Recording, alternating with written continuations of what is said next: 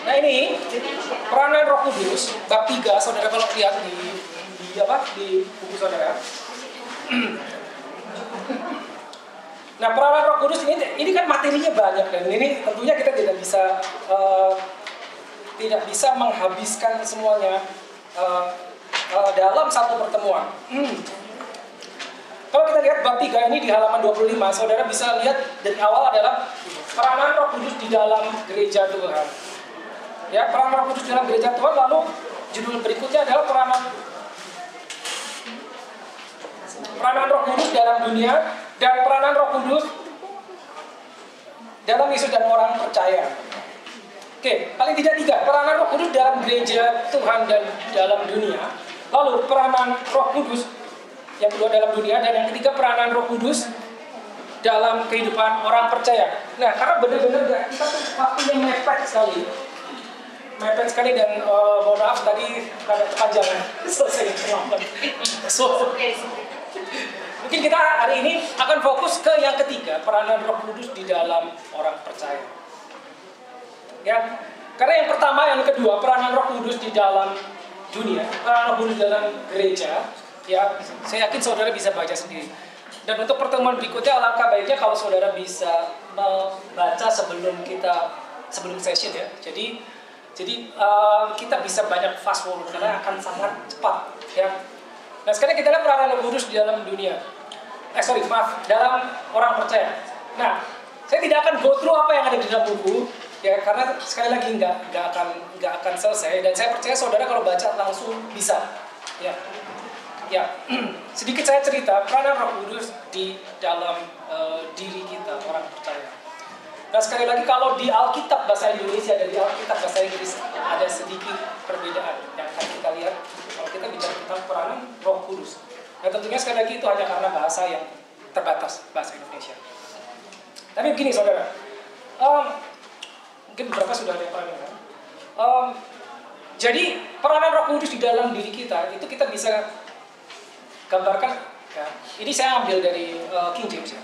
Ada 3 experience, ada 3 pengalaman, yaitu adalah Holy Spirit with you, lalu Holy Spirit in you, dan Holy Spirit upon you.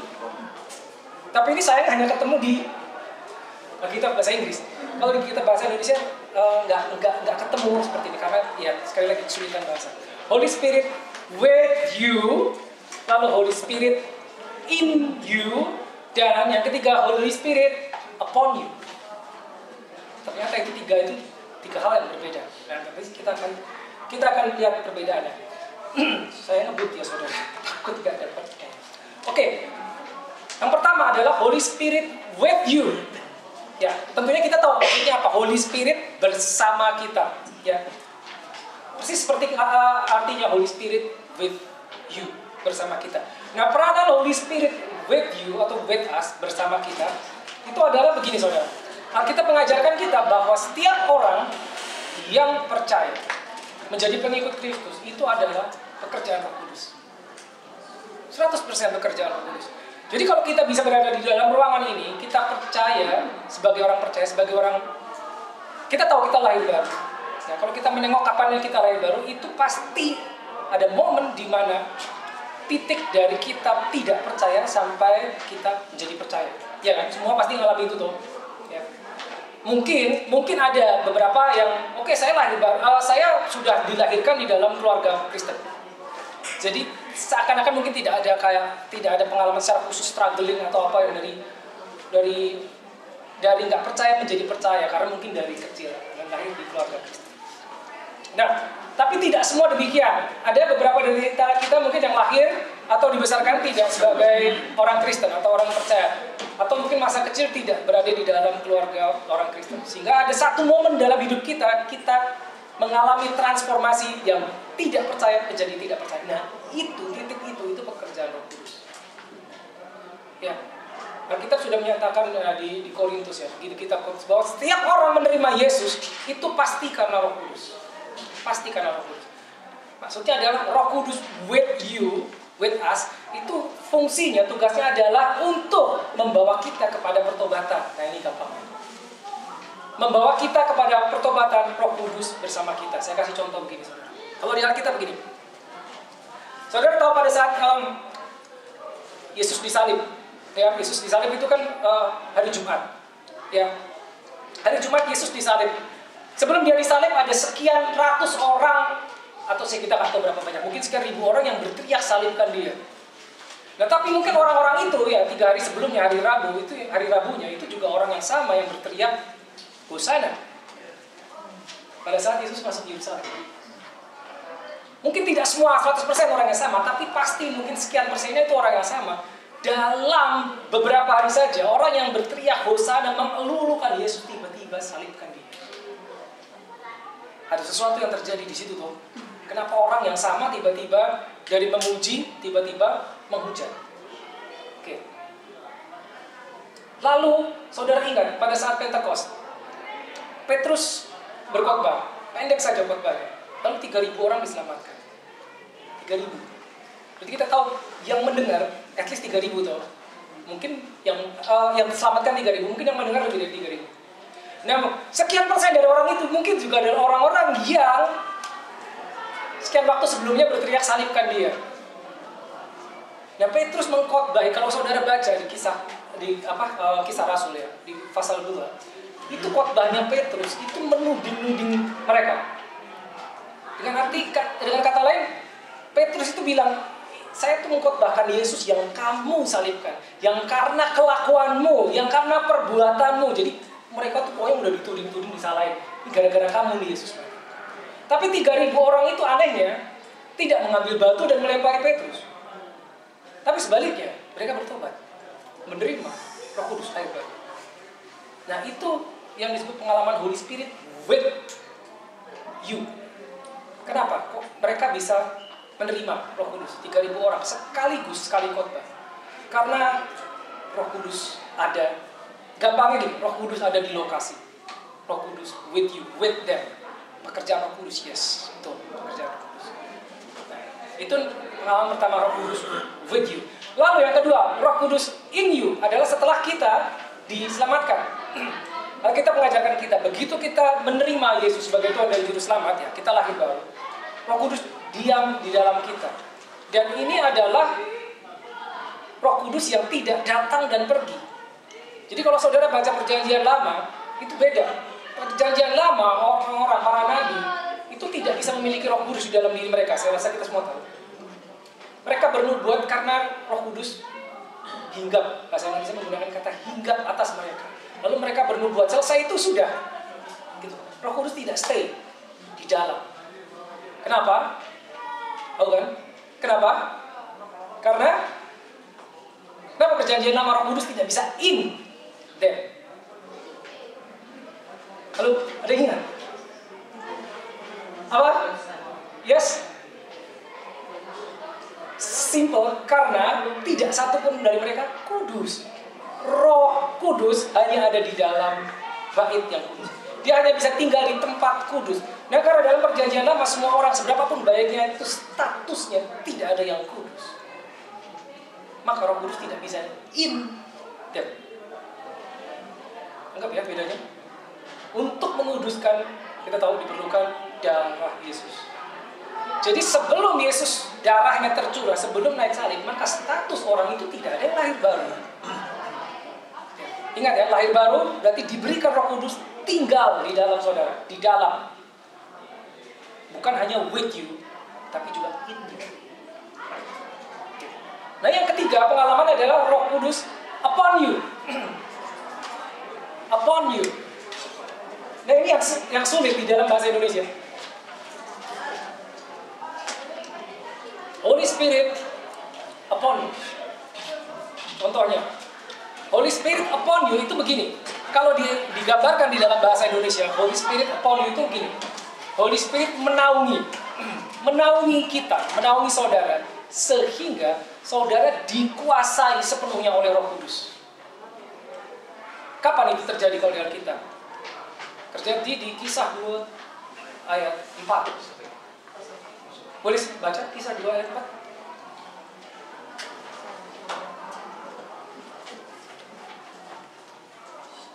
Kisah 2 ayat 4. Kejadian apa itu? The day of Pentecost, Kisah 2 ayat 4. Maka penuhlah mereka dalam Roh Kudus, lalu mereka mulai berkata-kata dalam bahasa-bahasa lain, seperti yang diberikan oleh Roh itu kepada mereka untuk mengatakannya. Yes. Di situ dikatakan apa? Maka penuhlah, penuh ya. Saudara itu tahu ya, penuh itu enggak. Ini nih, contoh. Nah ini enggak penuh nih. Kelihatan ya? Ini enggak penuh. Penuh itu kalau ada kontainer 100 mili ya full, mentok 100 mili. Nah itu adalah Holy Spirit upon you, menaungi mereka. The day of Pentecost itu adalah experience Holy Spirit upon you. Sehingga mereka menjadi berbeda. Diberikan itu yang namanya kuasa. Saya ulang, Holy Spirit with you, Holy Spirit in you, and Holy Spirit upon you. Holy Spirit with you, tugasnya adalah Holy Spirit membawa kita supaya kita percaya. Setelah kita percaya menerima Yesus, berarti kita lahir baru. Titik itu Holy Spirit in you, di dalam. Bukan datang dan pergi. Maka dikatakan tidak tahukah engkau bahwa tubuhmu adalah bait Roh Kudus, tempat tinggalnya, tidak datang dan pergi. Nah tapi ada satu experience lagi, Holy Spirit upon you. Maksudnya begini, Holy Spirit in you, di dalam kita, itu belum tentu kita empower, belum tentu kita mendapatkan kuasanya. Kita mendapatkan kuasanya pada saat Kisah 2 ayat 4 tadi. Maka penuhlah mereka. Itulah Holy Spirit upon you. Itu yang bahasa Inggris. Mungkin kalau di dalam bahasa Indonesia ya itu tadi, penuh. Kata gantinya adalah penuhlah mereka dengan Roh Kudus. Nah, kalau saudara lihat di Alkitab, Yesus bangkit, hari pertama Yesus bangkit. On that day, mari kita baca Yohanes 20:22. On that day berarti apa? On the same day Jesus rose from the dead. Yohanes 20 ayat 22. Hari yang sama dia bangkit. Ya. Ini sudah sering pasti saudara dengar. Ya. Yohanes 20 ayat 22. Ya, anyone, please, ayo cepat. Dan sesudah berkata demikian, ia mengurusi mereka dan berkata, terimalah Roh Kudus. Yes. Nah itu Yesus. Hari dia bangkit, berarti hari Minggunya. Begitu dia bangkit, ya, kita tahu settingnya, murid-murid itu kan ketakutan, lalu sembunyi di sebuah ruangan, semua pintu tertutup, jendela tertutup, tiba-tiba Yesus muncul di tengah mereka. Lalu itu yang dikatakan Yesus. Sekali lagi, Lex, tolong. Dan sesudah berkata demikian, ia mengurusi mereka dan berkatalah, terimalah Roh Kudus. Receive the Holy Spirit. Nah kalau Yesus ngomong, terimalah Roh Kudus, pertanyaannya mereka pasti terima. Terima, memang mengurusi dikasih. Itu cuma 12 orang itu. Setting itu cuma 12 orang, belum rame-rame, nggak 3.000 orang. Jadi Yesus bangkit, dikunjungi murid-muridnya yang lagi ngumpet ketakutan. Tiba-tiba muncul, lalu Yesus bilang, terimalah Roh Kudus. Nah, titik itu muridnya lahir baru, Holy Spirit in them. Tapi Yesus bilang, kamu jangan kemana-mana, tetap di sini. Maksudnya apa? Jangan melakukan apapun, jangan melakukan pelayanan apapun sampai kamu diperlengkapi dengan kuasa. Anggap ya, udah terima Roh Kudus, udah, tapi jangan kemana-mana. Lukas 24:49, ini Pak.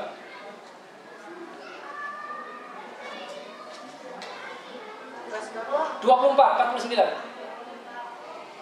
Dan aku akan mengirim kepadamu apa yang dijanjikan Bapakku. Tetapi kamu harus tinggal di dalam kota ini sampai kamu diperlengkapi dengan kekuasaan dari tempat tinggi. Lukas 24 ayat 49 itu sebelum Yesus disalib. Dia bilang, aku akan kirim apa yang dijanjikan Bapa. Tapi kamu jangan kemana-mana. Stay di Yerusalem. Sampai kamu diperlengkapi apa tadi? Kuasa. Gitu.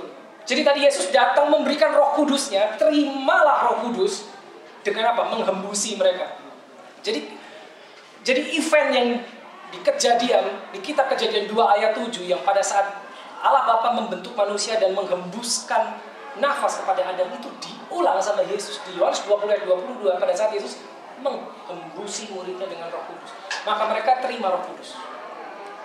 Tapi dibilang, jangan kemana-mana, kamu sudah terima Roh Kudus. Ya, tapi kamu harus diperlengkapi kuasa. Karena ada aneh, udah ada Roh Kudusnya, tapi nggak boleh ngapa-ngapain dulu, tidak boleh melakukan pelayanan dulu sampai ada kuasanya. Nah, kuasanya datang yang tadi Kisah 2 ayat 4, yaitu Holy Spirit upon you. melingkupi kita seluruhnya. Sehingga apa yang kita lakukan is 100% Holy Spirit.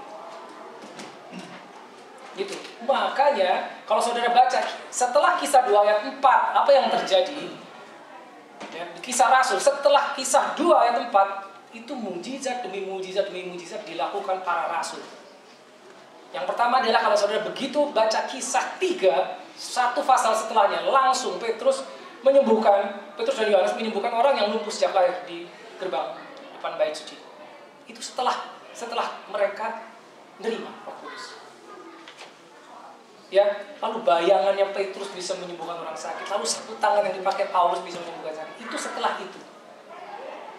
Ya, jadi ada 3 experience yang berbeda. Itu 3-tiganya berbeda. Holy Spirit with you, Holy Spirit in you, and Holy Spirit upon you. Oke.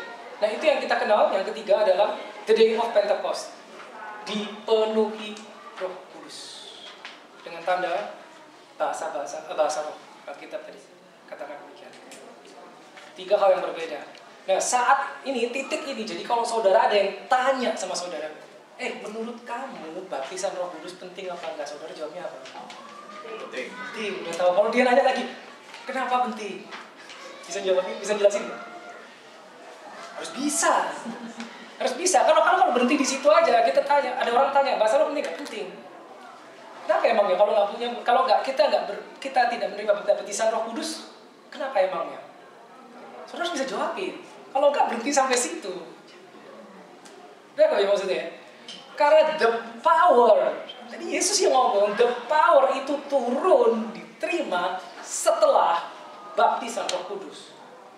Buktinya, bukain ayatnya, Yohanes 20 ayat 22, Yesus sudah mengembusi mereka dengan Roh Kudus. Mereka sudah terima, sudah.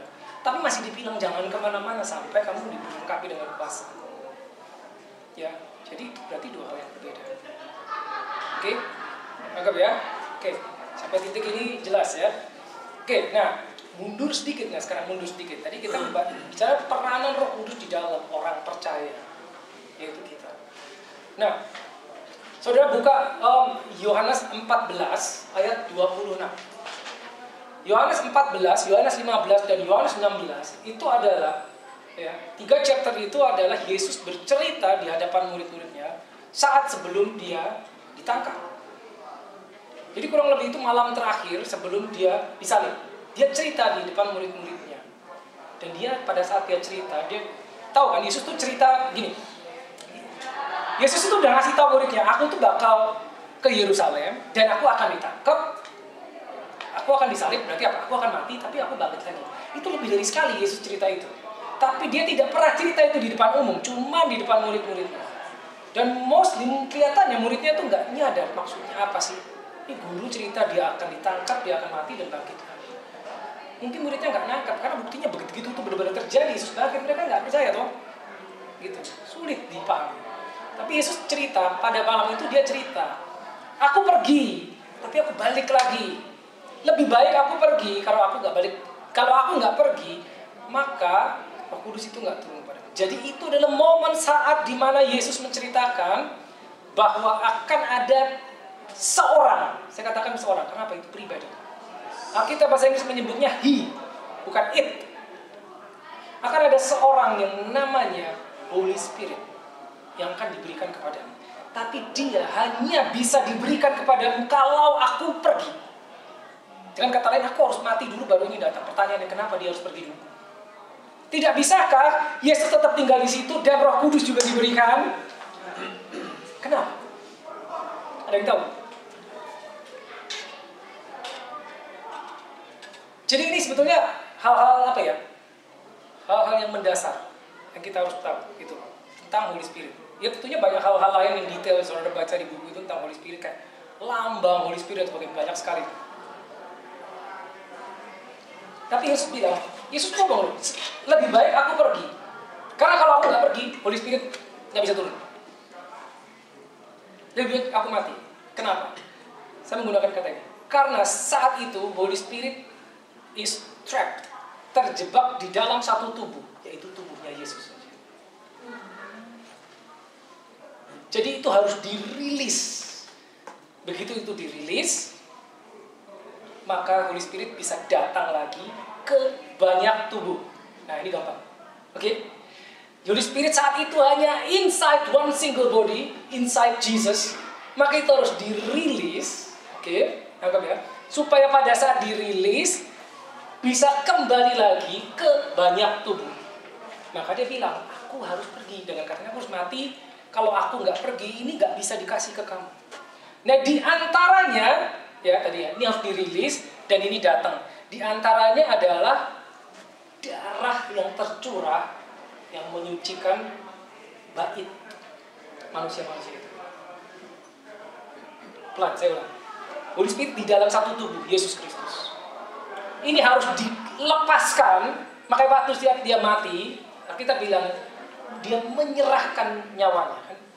Bahasa aslinya he expired his spirit. Dia melepaskan rohnya. Roh Kudus lepas. Tapi darah kan sudah tercurah tuh. Pada saat Yesus mati darahnya sudah tercurah. Jadi kematian Yesus itu melakukan dua hal. Darah yang tercurah itu menguduskan manusia. Jadi kayak disiapin dulu nih manusia ini. Darahnya sudah menguduskan. Baru ini Roh Kudusnya dilepas sehingga nanti Pentekoste dia bisa balik memenuhi banyak bait. Gitu. Tangkap ya? Itu dia. Itu makanya dia bilang, aku harus pergi. Nah, kita baca Yohanes 14:26. John 14:26. Peranan Holy Spirit. Yohanes 14:26. Tetapi penghibur yaitu Roh Kudus yang akan diutus oleh Bapa dalam namaku, dialah yang akan mengajarkan segala sesuatu kepadamu. Ya, catat baik-baik. Peranan. Pelan-pelan. Sekali lagi boleh Vincent. Tetapi Penghibur ya. Kalau saudara lihat di bahasa Indonesia itu harusnya huruf besar. Penghibur huruf besar nggak? Ya, yes. betul. Berarti itu Holy Spirit. The Comforter, penghibur. Yes, silakan lanjut. Yaitu Roh Kudus Yaitu Roh Kudus yang akan diutus oleh Bapa dalam namaku, dialah yang akan mengajarkan segala sesuatu kepadamu. Ya, catat. Dia akan apa? Mengajarkan segala sesuatu. Nah, kalau saudara baca gini. This is amazing. Kenapa? Dikatakan Roh Kudus itu ngajarin apa? Segala sesuatu dong. Segala itu artinya apa? Ya, semua. All things means all. Jadi apapun yang kau perlu, kalau kau mentok perlu hikmat, yang pertama sebetulnya bisa ngajarin itu Holy Spirit. Kalau kita cari tengok orang kiri kanan, nggak ada yang bisa ngasih tau kita, nggak ada yang bisa ngajarin. There is one person, Holy Spirit. Itu dibilang segala sesuatu. Nah, seringkali mindset kita yang membatasi bahwa Holy Spirit hanya akan mengajari kepada kita hal-hal yang berbau rohani. Enggak. Kalau kita bilang segala, ya artinya segala, semuanya. Apapun, jangan dibatasi. Kalau itu tidak terbatas, just receive. Kalau yang sekolah, yang kuliah, mau ujian, aduh, saya perlu hikmat nih untuk lulus. Holy Spirit yang ngajarin. Tiba-tiba engkau bisa mengingat banyak hal dalam waktu singkat mungkin.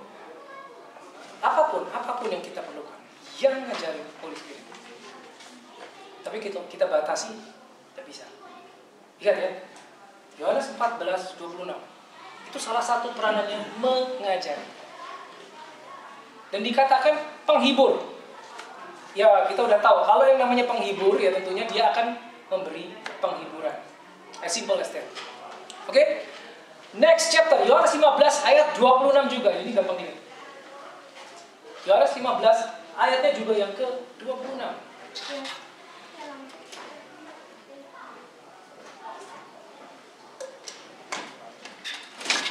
Yes, 15 ayat 26. Jikalau penghibur yang akan diutus dari Bapa datang, yaitu Roh kebenaran yang keluar dari Bapa. Stop dulu.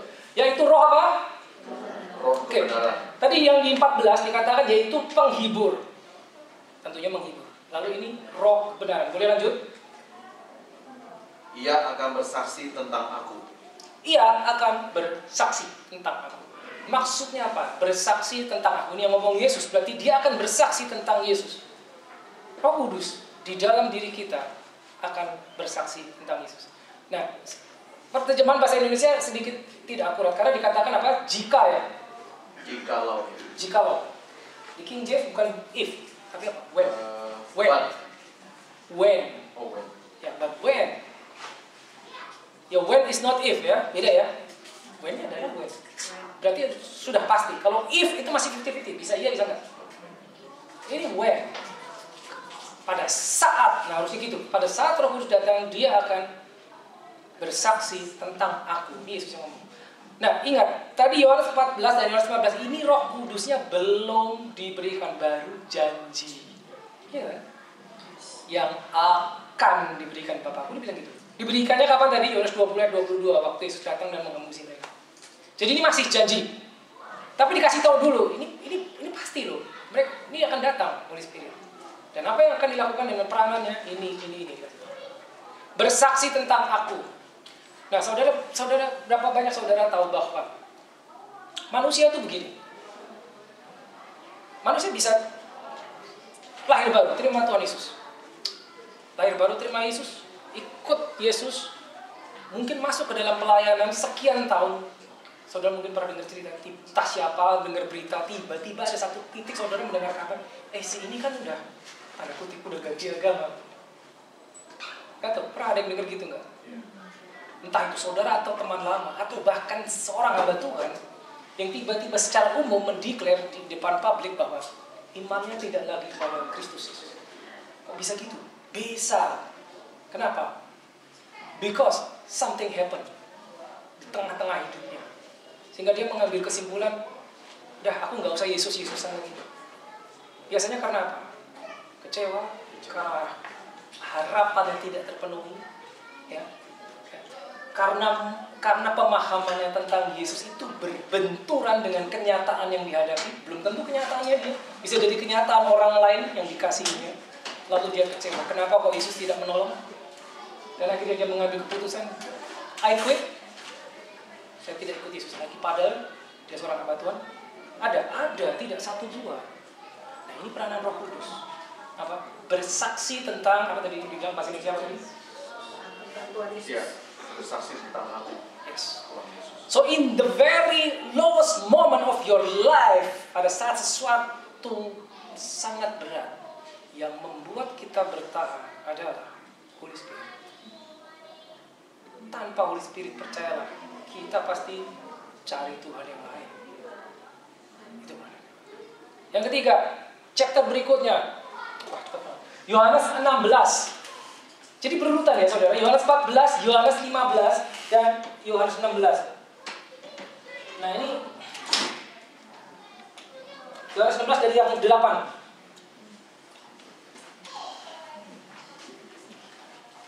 Dari yang ayat 8. Boleh? Dan kalau ia datang, ia akan menginsafkan dunia akan dosa. Ya, stop. Dan kalau ia datang, harusnya dan pada saat ia datang, because bukan when, if, ya bukan if he comes, tapi when he comes. Pada saat ia datang, ia akan menginsafkan dunia akan dosa. Menginsafkan dunia, bukan cuma one single person, but the whole world. Now how powerful the Holy Spirit is. Jadi kalau, makanya tadi kita udah bahas kan, jika ada seorang berdosa, gini, seorang berdosa itu maksudnya bukan berarti orang yang jahat. Orang di luar Kristus statusnya adalah dosa, sebaik apapun dia. Saya ulangi, di luar Kristus status orang adalah dosa, sebaik apapun dia. Karena ini bicara status, bukan kelakuan. Orang bisa baik, but if tidak ada Yesus, tidak ada Roh Kudus, statusnya tetap berdosa. Nah ini materi lain. Ya.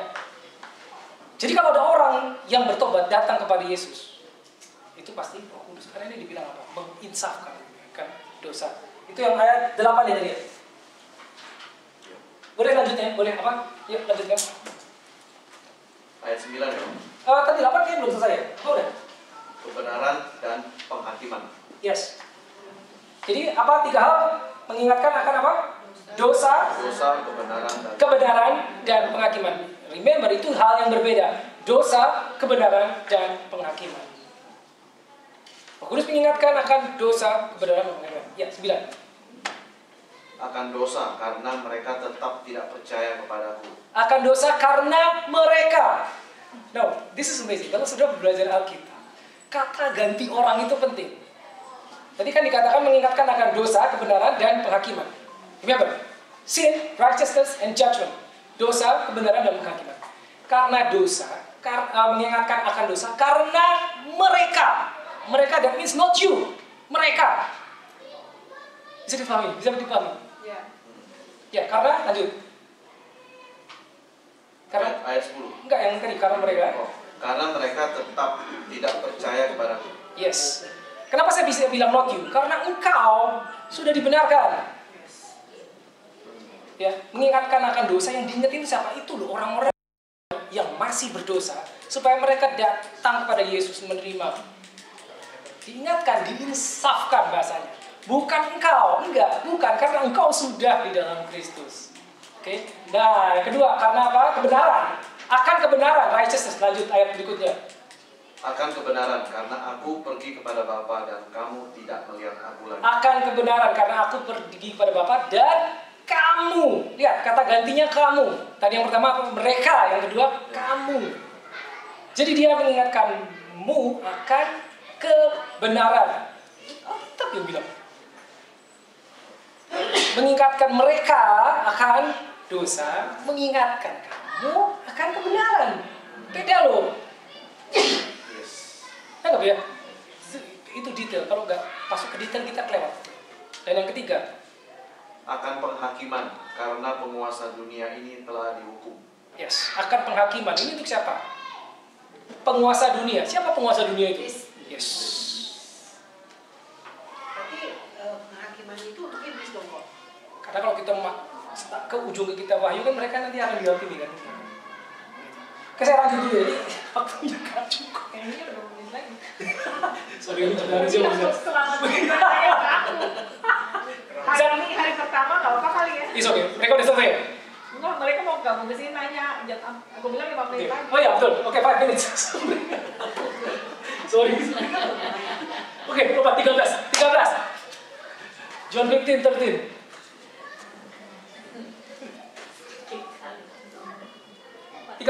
Yes.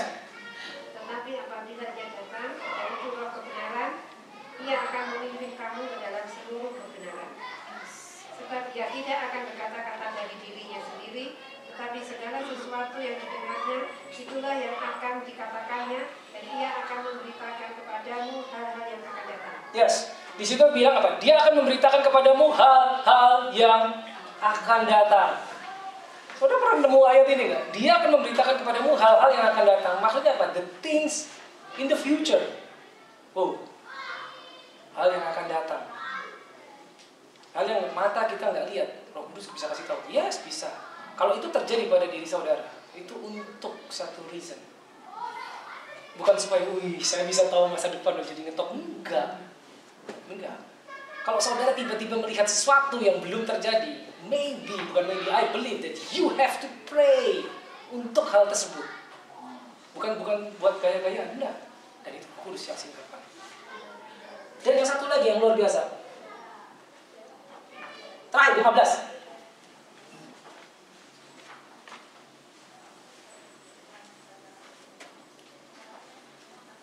Ayat 15.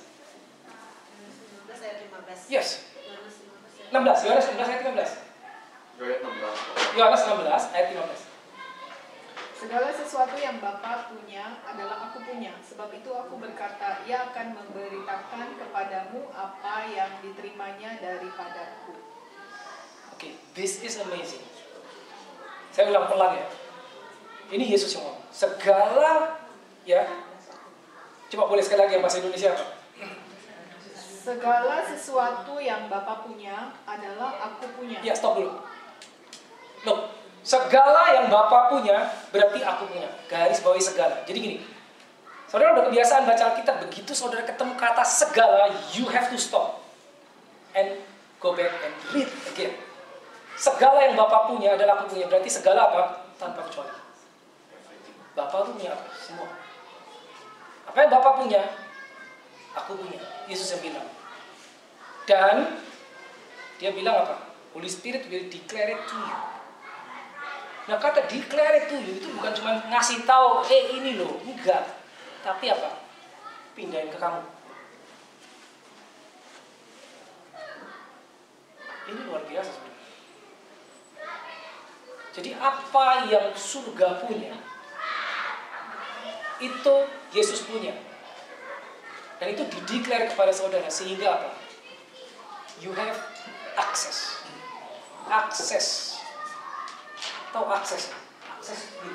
Ada yang punya kunci nggak? Kunci mobil apa kunci? Kunci mobil boleh pinjam. Kunci mobil. Siapa aja? Saya kasih ilustrasi. Saya kasih tahu akses. Kenapa? Akses kita mungkin nggak boleh. Ini. Akses itu mungkin buat orang nggak menarik. Orang lebih pengen punya. Baik ternyata. Oke. Ini kunci mobil. Kunci rumah. Oke. Ada banyak. Anggap ini kunci mobil ya. Oke. Lihat. Ini kunci mobil, mobilnya Vincent. Lihat. Ini kunci mobilnya Vincent. Dia yang beli mobil. Dia yang keluar uang merawat mobil. Dia yang bersihin mobil. Ya. Semua mobil dia yang merawat, asuransi dia yang bayar. But I have the keys. Aksesnya sama saya, bukan sama dia. Oh, how good is that? Akses. Yesus bilang segala yang Bapa punya, aku punya. The Holy Spirit will declare it to you. Jadi yang kau perlu itu bukan kepemilikan, akses. Maka tadi saya bilang, in the kingdom, tidak ada kepemilikan. Because everything belongs to the king. But, kalau dia kasih kamu kunci, itu dia kasih akses untuk menggunakannya. Itu. Dan itu pekerjaan Holy Spirit. Itu pekerjaan Holy Spirit. Nggak ya? Ya, ini untuk yang pertama mungkin segini dulu karena waktunya habis. Oke, mau digabung? Oh, mau gabung kita sambil tunggu. Ya. Ini aku ambil kuenya.